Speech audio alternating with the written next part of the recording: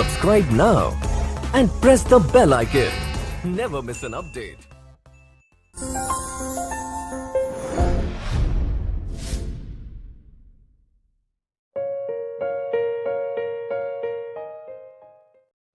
waste Bengal Board of Secondary Education खुना हलानो गे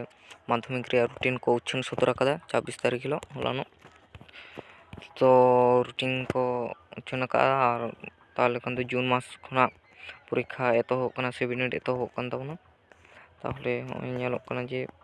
पहला जून खुना मंगलवार पहला जून हिलो मेना फर्स्ट लैंग्वेज से साहित्य पिंड तारपरे मेना का बुधवार 2 तारीख का सेकंड लैंग्वेज इंग्लिश तारपरे 3 तारीख में बृहस्पतिवार जियोग्राफी से उतनो तारपरे 5 तारीख में का हिस्टोरी तारपरे सोमवार 7 तारीख में का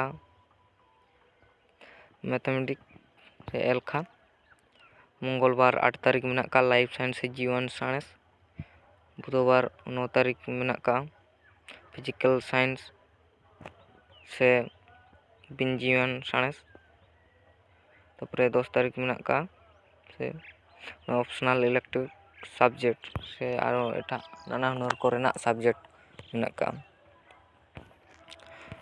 तो नियो ताहेना जे माध्यमिक को बिनिड परीक्षा ना रूटीन